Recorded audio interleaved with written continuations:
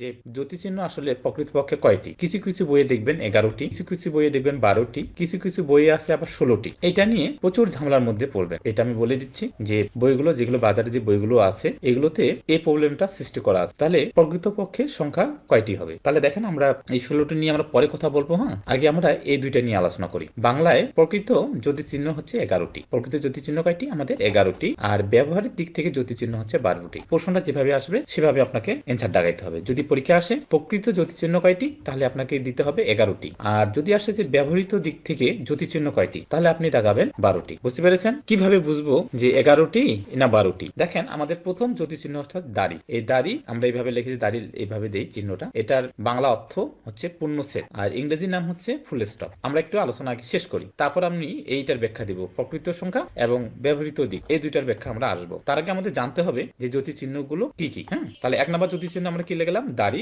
এর নাম হচ্ছে পূর্ণচ্ছেদ আর ইংরেজি নাম হচ্ছে ফুল স্টপ। 2 নম্বর হচ্ছে প্রশ্ন চিহ্ন, যার বাংলা হচ্ছে প্রশ্নবোধক চিহ্ন আর ইংরেজির নাম হচ্ছে নোট অফ ইন্টারগেশন। ইংরেজি নামগুলো আমাদের তত গুরুত্বপূর্ণ না, তবে এইগুলো আমাদের গুরুত্বপূর্ণ। চিহ্নগুলো এবং এর অর্থটা কি এগুলো গুরুত্বপূর্ণ। তাহলে দেখেন, তাহলে দাড়ি যেহেতু বাক্যের শেষে বসে তাহলে পূর্ণচ্ছেদ। আমরা মনে রাখবো কৌশলটা দেখেন। প্রশ্ন চিহ্নর তো আলাদা কোনো নাম নেই, প্রশ্নবোধক চিহ্ন, কিন্তু দাড়ির বাংলা অর্থ কি এটা যখন আসবে তখন মনে রাখবেন দাড়ি কোথায় ব্যবহার করি? বাক্যের শেষে। তো শেষে মানে হচ্ছে পূর্ণচ্ছেদ। এভাবে আমরা মনে রাখতে পারি। তাহলে প্রশ্ন চিহ্ন এটা আমাদের মনে রাখার দরকার নেই। প্রশ্ন মানে প্রশ্নবোধক চিহ্ন। বিস্ময় চিহ্ন এটা বিস্ময়সূচক চিহ্ন, এটারও আমাদের মনে রাখার দরকার নেই। তবে এইটা আমরা এক্সট্রা করে মনে রাখবো আলাদা করে। আমি যে কথাটা এখন বলতেছি যে পূর্ণ বাক্যের শেষে অর্থাৎ বাক্যের শেষে যে বিরাম চিহ্ন 3টি বসে, সেই চিহ্ন 3টি হচ্ছে এই দাড়ি চিহ্ন, প্রশ্ন চিহ্ন এবং বিস্ময় চিহ্ন। তাহলে এরা কোথায় বসে? এরা বাক্যের একবারে শেষে বসে। তাহলে বাক্যের শেষে বসে এরকম জ্যোতি চিহ্ন কিন্তু 3টা। আমরা এই 3টা এই জন্য পাশাপাশি লিখছি। একটা হচ্ছে দাড়ি চিহ্ন, তারপর হচ্ছে প্রশ্ন চিহ্ন, আরেকটা হচ্ছে কি বিস্ময় চিহ্ন। এই 3টা হচ্ছে বাক্যের শেষে বসে। তারপরে দেখেন 4 নম্বর হচ্ছে কোলন। এগুলো কিন্তু মনে রাখতে হবে, এগুলোই পরীক্ষা আসছে। কোলন এর নাম হচ্ছে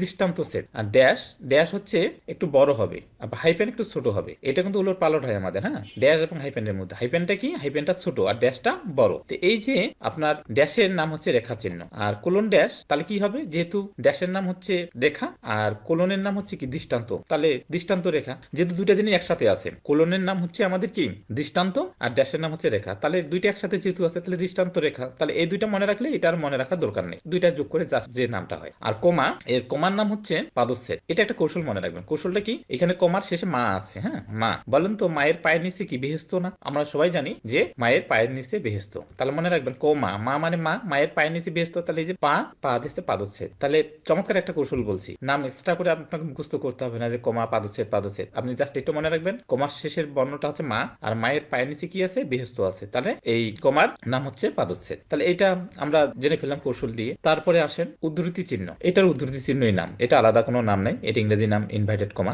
তারপর হচ্ছে দেখেন সেমিকোলন। সেমিকোলন এটার নাম হচ্ছে আমাদের অর্ধচ্ছেদ। লোপ চিহ্নের নাম হচ্ছে ইলেক চিহ্ন। হাইপেনের নাম হচ্ছে শব্দ সংযোগ চিহ্ন না বলে আমরা এটা পদ সংযোগ চিহ্ন বলে বেশি ভালো হয়। কেন ভালো হয়? কারণ হাইপেন আমরা জানি সমাসবদ্ধ শব্দে ব্যবহার হয়। যেমন মা ও বাবা, আমরা যখন লিখি মা বাবা, এই মা বাবার মাঝখানে কিন্তু আমরা এই হাইপেন চিহ্নটা ব্যবহার করি বন্ধুনি। তাহলে আমরা কিন্তু জ্যোতি চিহ্ন পাইলাম কয়টা? 12টা। তাহলে দেখেন আমরা জ্যোতি চিহ্ন পাইলাম 12টা, কিন্তু আমরা বলছি প্রকৃত সংখ্যা হচ্ছে 11টি। এর কারণটা হচ্ছে এইখানে দেখেন আমরা এই যে কোলন আর ড্যাশ এই দুইটা মিলে আমরা কোলন ড্যাশ ব্যবহার করছি। তার মানে এখানে আমরা একটা ধরবো। কোলন এবং ড্যাশ মিলে যেহেতু এইটা হয়েছে, তাই এটাকে আমরা আলাদা করে নেব না। তার মানে এটা বাদ দিলে আমাদের কিন্তু 11টি হচ্ছে। আর ব্যবহার করবো কয়টা? তাহলে ব্যবহার হচ্ছে আমাদের জ্যোতি চিহ্ন হচ্ছে 12টি। আর প্রকৃতপক্ষে তাহলে কয়টি? তাহলে এইটা বাদ দিলে আমাদের কয়টা হচ্ছে? 11টাই হচ্ছে। আচ্ছা, এই কথা কি বুঝতে পেরেছেন আপনারা? দেখেন এই যে এইটার ব্যাখ্যা দিলাম আমি যে বাংলায় প্রকৃত জ্যোতি চিহ্ন হচ্ছে 11টি। ঠিক আছে, 11টি। কারণ যে কোলন আর কি কোলন ড্যাশ, এটা ভাঙলে আমরা দুইটা পাই, কোলন পাই আর ড্যাশ পাই। তার মানে এখানে আমরা এটা তাহলে ধরবো না, যেহেতু এটা একবার আমরা ব্যবহার করছি, কোলন একবার ব্যবহার করছি, ড্যাশ একবার ব্যবহার করছি। তাহলে নতুন করে তো এটা আর ব্যবহার করার প্রয়োজন নেই। এই কারণে প্রকৃতির সংখ্যা হচ্ছে আমাদের 11টি, কিন্তু এটা তো ব্যবহার হয়ে গেছে আমাদের বাংলা ব্যাকরণে, আমরা ব্যবহার করি এটা কোলন ড্যাশ। এই জন্য ব্যবহারের দিক থেকে কোলন ড্যাশ হচ্ছে 12টি আর প্রকৃতির সংখ্যা হচ্ছে 11টি। তাহলে আজকে এই পর্যন্তই। সবাইকে অসংখ্য ধন্যবাদ।